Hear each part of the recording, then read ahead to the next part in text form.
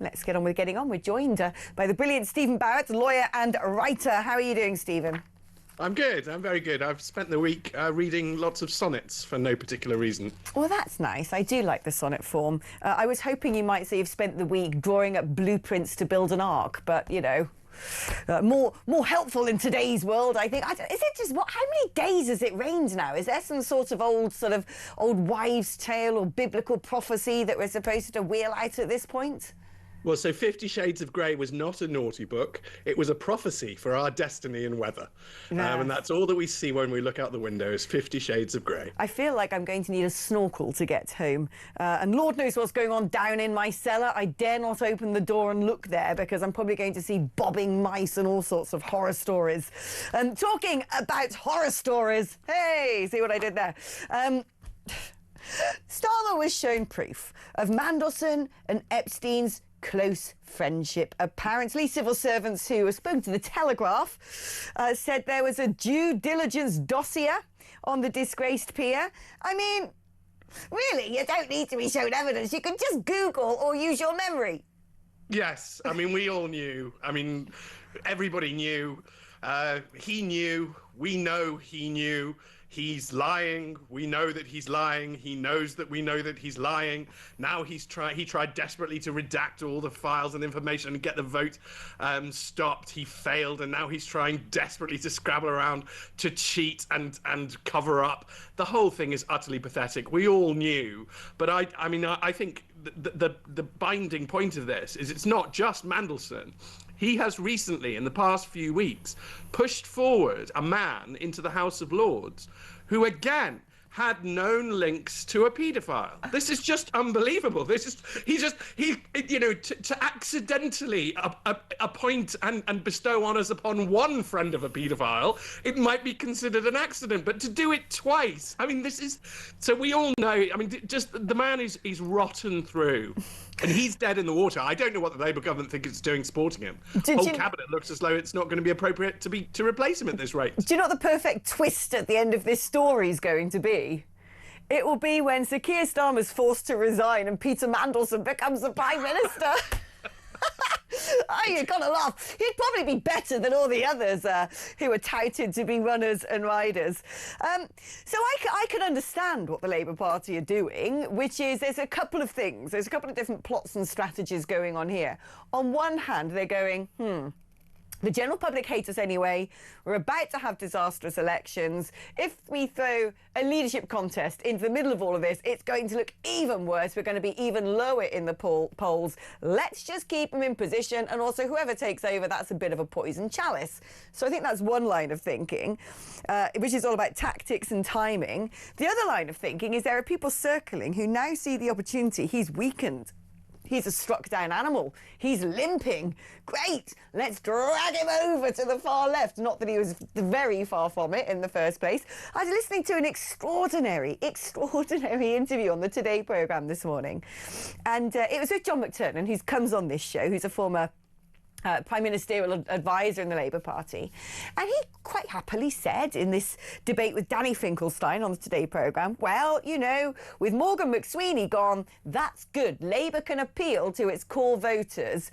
And I quote, metropolitan middle classes, young kids and the minority communities. And I'm like, wow. I mean, seriously, at least... Because I said this to someone the other day, Morgan McSweeney was actually a little bit of a sort of, it was like putting brakes on the mad socialism of the government. He was a bit more of a centrist. He understood the need for any government to appeal to the real working class voters, the red wall, so on and so forth.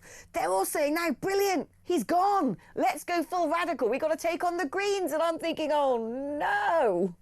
I mean, Morgan McSweeney was vaguely competent. I mean, I don't think we should put it higher than that. It's just compared to everybody else, his light shone bright. But the idea that the Prime Minister was held back by a man that he appointed is just nonsensical in all of its way. And I put out a tweet today, Alex, because 3 people have lost their jobs so far over the scandal of Keir Starmer appointing Peter Mandelson, and not one of those 3 people is Keir Starmer. who appointed Peter Mandelson. I mean, this is just absolutely ridiculous that he's allowed to carry on and drag this country and its reputation through the absolute mud. I'm afraid that changing Prime Minister in this country under our constitution, by the way, the Prime Minister is merely the prime advisor to the King. He's not the head of state, okay? He's not, that's not his role. And he or she has to be a respectable person capable of so advising the king. This gentleman is not capable of advising the king. He's not morally fit to be the king's first minister. He is not. And there is no getting around it. And I don't care that Labour is facing absolute obliteration in May. We cannot drag on till May merely for the convenience of the Labour Party. They must do something. And, Alex, I get very upset because the Labour Party, let's look at that word, Labour. So they used to be the party of Labour. They used to be the party of the working class. They used to be the party of, frankly, everybody I consider decent in this country. And that's not to universally slam upper class people, some of whom are my friends. But, you know, I do see much more decency amongst basic working class, ordinary people. And yet Labour has utterly turned their back on them and is utterly disgraceful. There is a really noble Labour MP called Graham Stringer. And I really do wonder how he manages to stay in the party right now. I think there was another noble Labour MP called Rosie Duffield, and she I think got a free pass when they treated her appallingly and expelled her or forced her out because she was too noble to be amongst this rot. The few who are actually genuinely good people really need to leave it, I think, in my personal opinion, Alex. You know, why stay with them? You're just going to get tired with all of this rubbish. They are rotten through. This is rotten. The problem is though, that we're not even halfway through their tenure in government, not even halfway through. And it's already a screaming dumpster fire. It's only going to get worse, frankly, with the leadership election and Starmer being removed, because whoever follows him, as horrible as I find the man, whoever follows him, I think, is likely to be an even bigger disaster. One thing I found quite incredulous is I've read so many people on social media, you know, these sort of like pompous commentariats who, you know, from the left and the right, who have been writing newspaper columns for so long, they think that their opinion is the voice of God, and when they're really actually dramatically out of touch.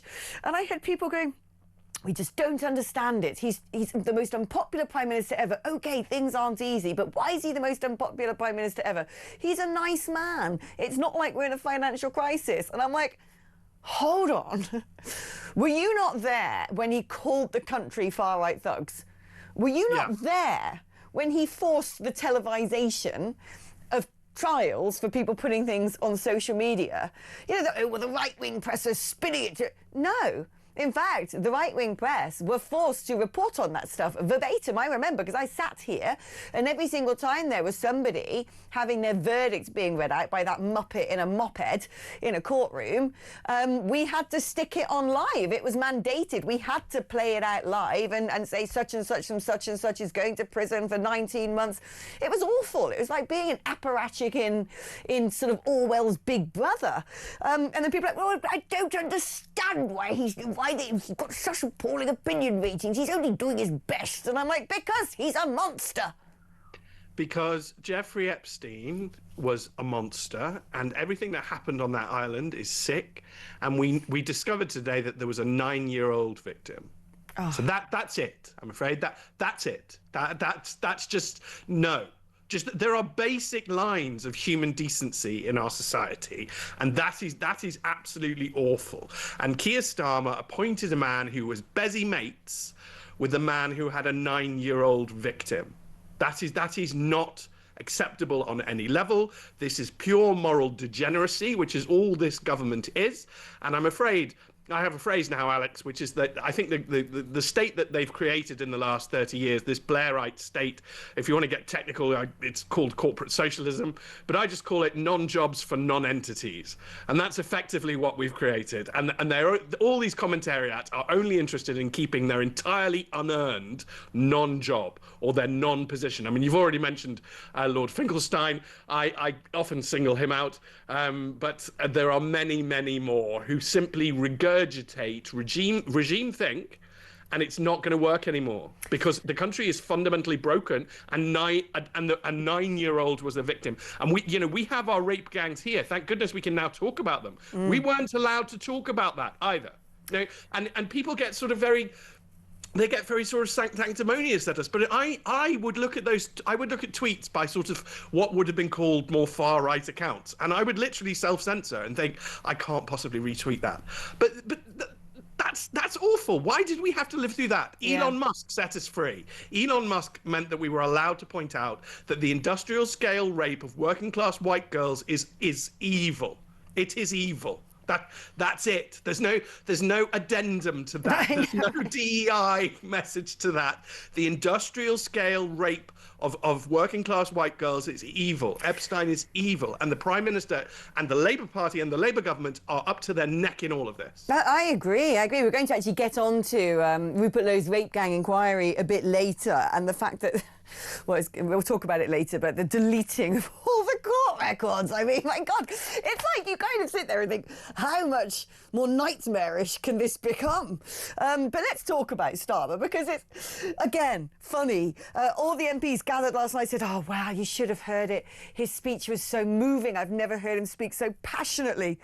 We were thrilled. We were gripped to our seats. It was just, he was in full flow, and it was astonishing. And it's like, funnily enough, the very first and only time Starmer's been able to put those voice coaching lessons to good use is when no one can hear him do it. We only hear about it third hand. It's a bit like Barclay's tree in the forest, isn't it? If it falls down and no one knows it's fallen down, did it even fall down? Was it even there? It's just... I think they get away with so much. I don't understand how. I mean, maybe there's just too much to look at, too much to try and comprehend and deal with when it comes to total ineptitude, venality, that you're moving on to the next thing all the time. It's like, oh, what's Miliband? Oh yes, he's just poured some concrete down another oil well. Yay! Oh yeah, that's right, they've just gone over and licked the shoes of Xi Jinping in China. Brilliant. Every single second of every single day there's something that you think, what is this? This is a madness. And I cannot believe they've only been in power just over a year and a half, for crying out loud. Well, so this is the end point of the state that Alistair Campbell created. This is where you get to at the end of the thick of it, with the spin machine and the idea that all that matters is controlling the narrative, that the public are fundamentally stupid. That's absolutely implied to that idea, and that we all just do whatever the papers and the mainstream media tell us to do. It was always nonsense, but it has two elements, Alex, two core elements. The first is that it's semi-true when everything's okay. So when the economy's booming and everything's fine and there isn't mass-scale rape and mass-scale low-level crime, just when our kids are safe and all we want to do is get on, do our jobs, have our holiday, live our lives, have our weekends, we sort of let government get away with stuff. There is a second element, which is that the British, and particularly the English, are just very forgiving. I have a very learned and wise friend from Australia who refers to us as the exploding doormat. So we let ourselves be stepped on time and time and time again, and then eventually we explode.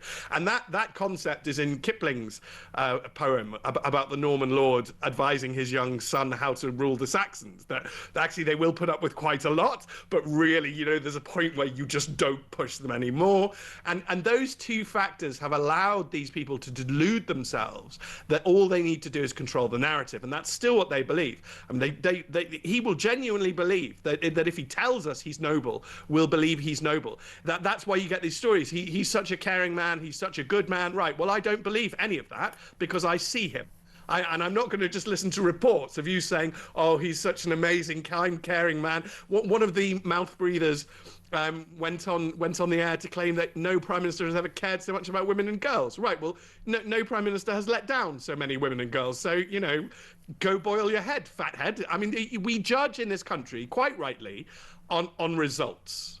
Nobody gets respect by demanding it. We're not a thin-skinned dictatorship. That's not how we work. And he's just crashing headfirst into the reality that our country is in a terrible, terrible way, and spinning it isn't going to work. Spinning it is definitely not going to work. Although I do sometimes think, was life easier before social media when we didn't know what was going on? You know, is ignorance actually bliss? Because I'm beginning to think it is, because certainly knowing what this government gets up to is really quite depressing and not very good for mental health, I'm finding. So let's bring back in the brilliant Stephen Barrett. What do you make of this, and whether this is a coup attempt or not? Do you get the impression that he was supposed to be running hand in glove with Anas Sarwar up in Scotland when he called for the Prime Minister to resign and bottled it or tactically changed his mind? Or, I mean, what do you read into this whole situation? I think it would be really interesting to hear from Anas Sarwar one day about precisely what happened. But it seems to me that Wes Streeting bottled it yesterday.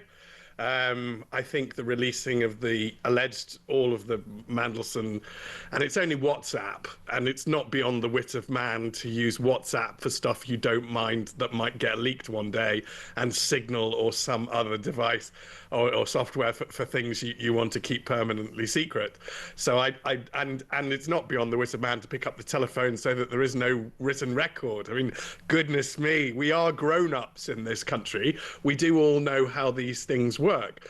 So it looked to me very stage managed. I think it's because they realised, or the Wes Streeting leadership campaign realised, that the weakest part of his position is how close he is to Mandelson. He's basically Mandelson's little golden boy, who Mandelson took almost out as like the junior wing of the party. And so he's grown Wes Streeting in his little Mandelson lab. Goodness knows what else one would find in such a place.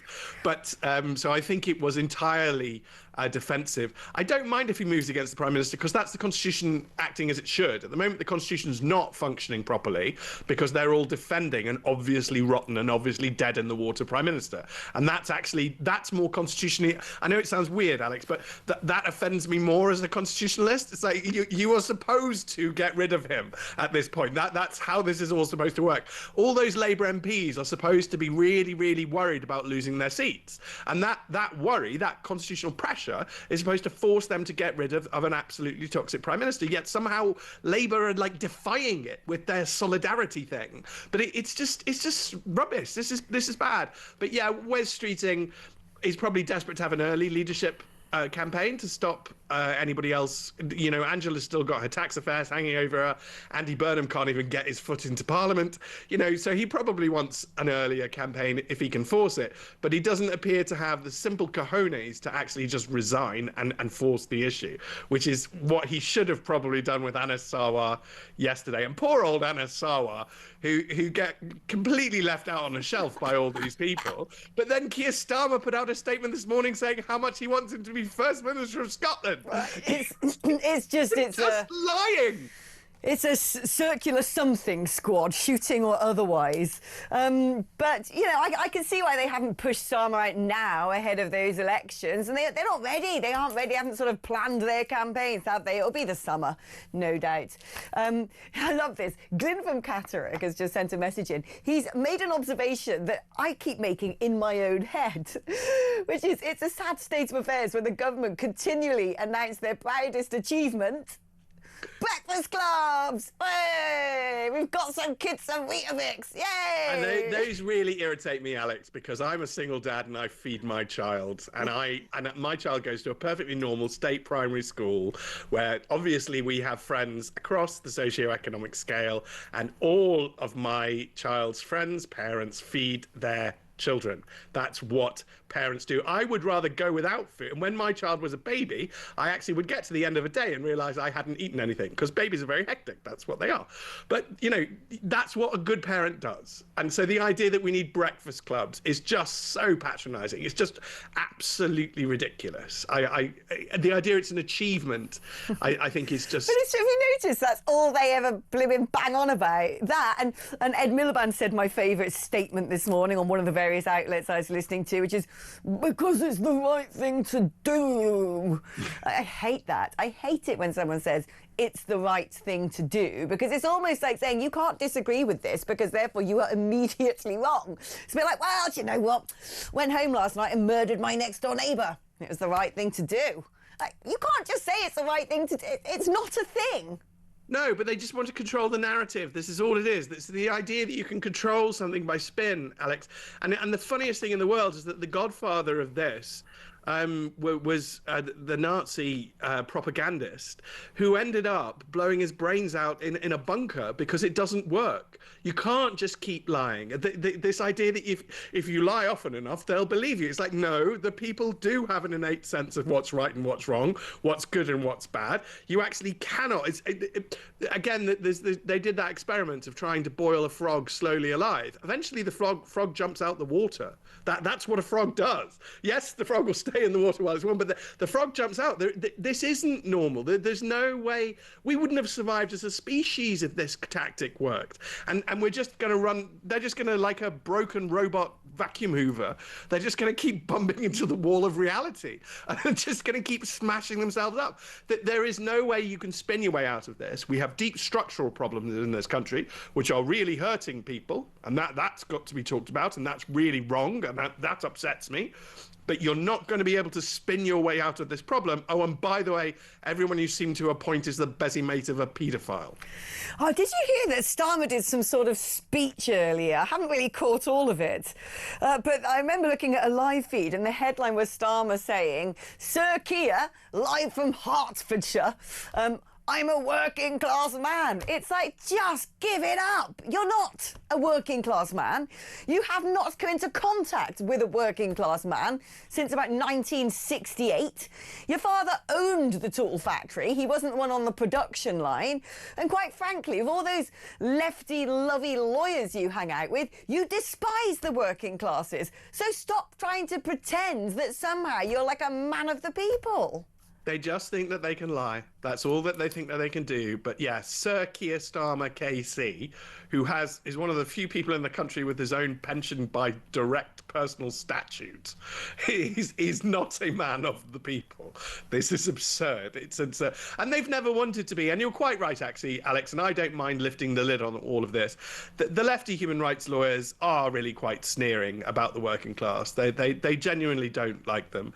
And they tend to focus. That's why, if you look at their case records, they focused on terrorists and extremists and all sorts of, bizarre people really to represent.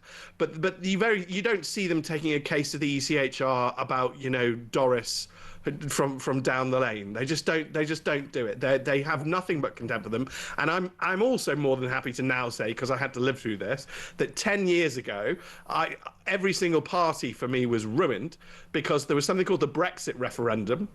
And I take no position on the Brexit referendum, but after it, every single party in the City of London that was attended by lawyers was full of massive complaints about those awful working class people who've destroyed our country and how do we stop this. And it's just pathetic. It's absolutely pathetic. Disraeli, the Queen Mother, and many others have known that the real strength of this country is our working class, will always be our working class, and that these people, these flibbertigibbets, these nonsenses, that they are the waste of time. And we need to get back to serious governance because we have serious problems.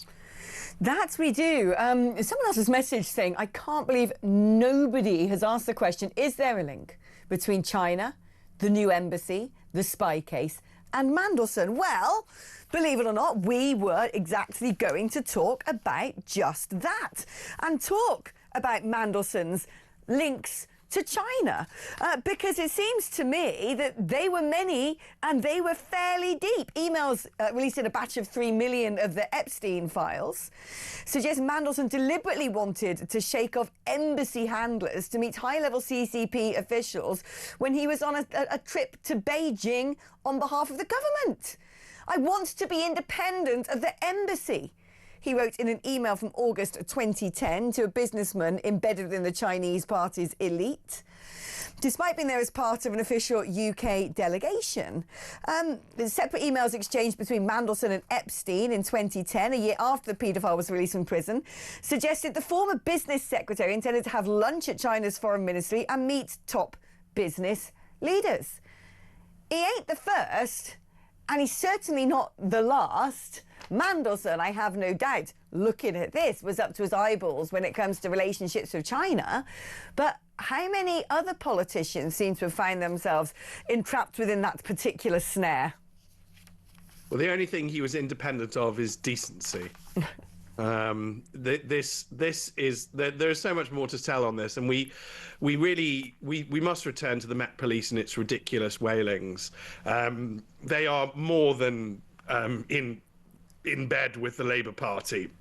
Their police and crime commissioner is Labour, and a lot of us have very severe doubts about the Met commissioner himself, and they seem to be adherents to the cult of woke.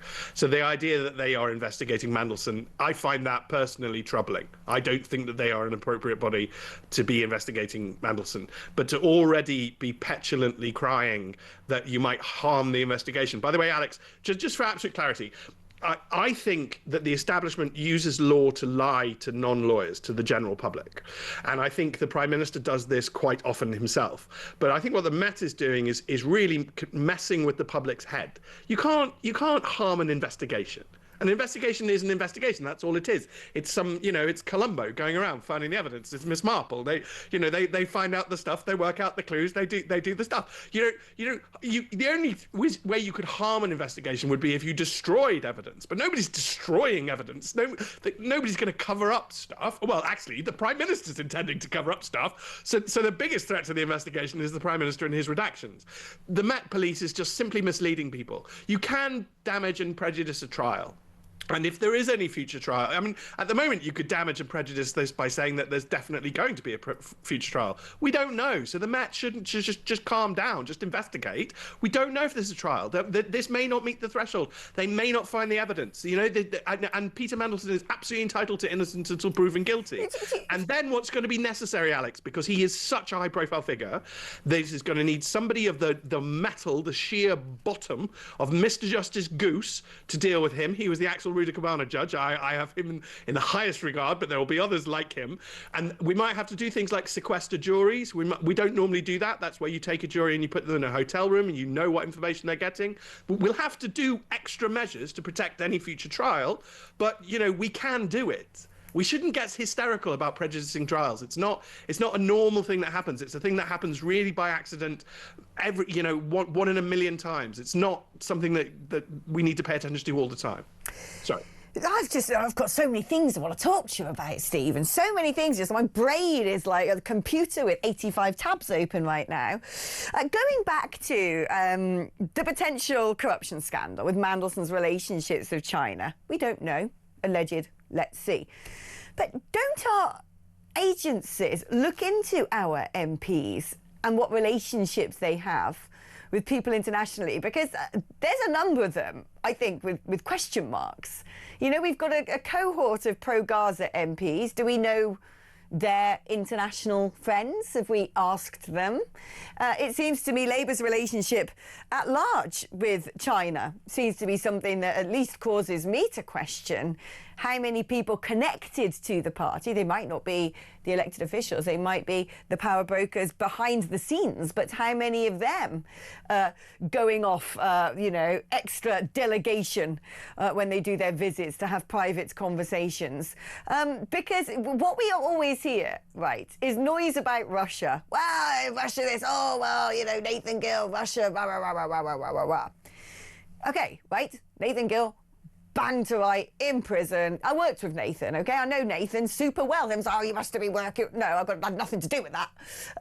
Otherwise, I wouldn't be sitting here because I had to go and do an interview with the Met Police for 3 hours and explain everything that I knew, which was basically some parts of absolutely nothing. But I do wonder, we always hear this noise about Russia this, Russia that. I'm sorry, we've got, a former corruption minister who they want to throw in clink over in Bangladesh. We've got various MPs and political bigwigs who seem to have very intimate relationships with the Chinese Communist Party. And it's not just the Labour Party, I hasten to add. There were some strange decisions taken during Boris Johnson's tenure as well regarding the Chinese Communist Party. At one point, David Cameron, who became Lord Cameron and came back from the political grave as our foreign minister, before he did that, he'd been helping promote the Belt and Road Initiative and encouraging the building of a dry port in Colombo. I'm like, do we not care about international connections and conflicts of interest? Is this stuff not scrutinised before people take their places on the green benches? I fear it isn't. I really fear it isn't. I really fear that we have become flabby, fat and lazy as a country, that we have just assumed either that we can't do a thing or that we shouldn't do a thing. And I don't think we take ourselves and our integrity and our personal safety seriously. And I think we must now. I think we absolutely must, not least of all because of the downstream of all this is the threat to children. And the most important thing to a human society is protecting children. It's absolutely vital.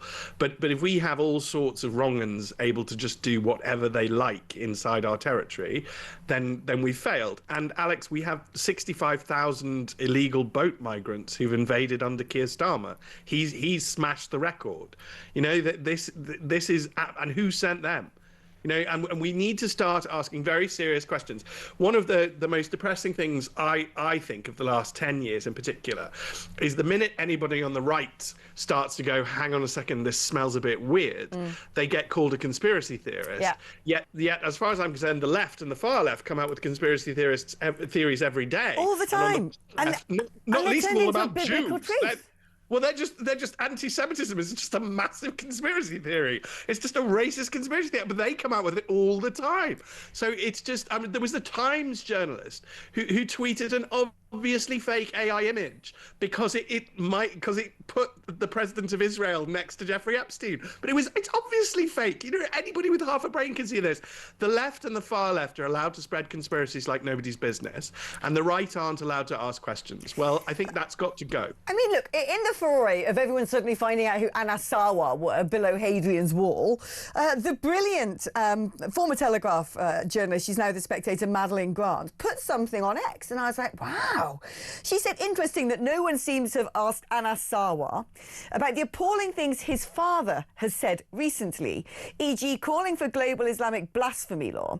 Sarwar Sr. was also a Labour MP for 13 years, damning that people with such extreme views are in our politics.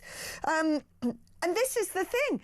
If my mum, God bless her, who's one of the nicest women on planet Earth, I don't know, decided one day to join Britain First or something, or been in Britain First, it would be everywhere. There's no way I'd even be sitting in this seat doing this job, let alone standing for election. And yet when it comes to all these other unscrupulous acts and extremist rhetoric coming from people and their nearest and dearest, particularly when it comes from ethnic minorities, it's like, well, you know, that's all right. They're just, you know, got different skin colour to us, so you can't say anything about that. It's ridiculous. So Layla Cunningham, who is the prospective Reform candidate for Mayor of London, they hounded her 92-year-old mother in the desperate attempt to say that her little bed and breakfast is a migrant hotel. Yeah. It's not, but they just really hounded her. And you shouldn't hound a 92-year-old mother just because her daughter's in politics. Who is the they in all of this, Stephen? Well, I think that's going to be a very interesting question to answer one day. But if I just finish, the point is that Morgan McSweeney's dad was paid £6 million to house migrants in a migrant hotel, and nobody hounded him. No. So the two-tier is unbelievable. The two-tier is unavoidable. My understanding is the they in all of this, the people who were disgracefully inventing conspiracy theories about Layla Cunningham were actually Advance UK. It wasn't the left wing. It was Ben Habib's little I think outfit. it depends who you see as left. But that's a more it goes all the way around eventually. I thought that was vile, actually. I thought it was utterly despicable. And I'm not a fan when these people decide they want to have a go at politics as a hobby in their part-time. Fine, everyone should do what they like, but then they seem to just train their fire on the same side, because underneath it all, they're just sort of little narcissists who think they can do better than anyone else and become Puritans in the art form of politics. But I thought that was was really quite despicable. But amazing that it's the first I've heard, actually, about Morgan McSweeney's dad. I don't have the evidence in front of me, but as you're a barrister, if I get libelled for this, you're going to have to get I wouldn't mislead you. The evidence came out. It was a story today. I wouldn't get you in trouble. I know about Ofcom. But they know about me as well. But this is why I prefer to just have very simple, clear rules. So it absolutely outraged me that Layla's mum was attacked. She's reform. It absolutely outraged me a few years ago when they screamed in the faces of Jacob Rees-Mogg's children. That absolutely outraged me. That is absolutely outrageous. It absolutely outraged me when they terrorised Keir Starmer's charming wife at her home. I think, it was her sister. But we've got to have these clear lines back. Just be consistent. Don't try to be loyal to a party. It's a waste of time to be sectarian. Let's just have simple, clear rules. And I think a simple, clear rule is that anybody's 92-year-old mother is off limits. That's it.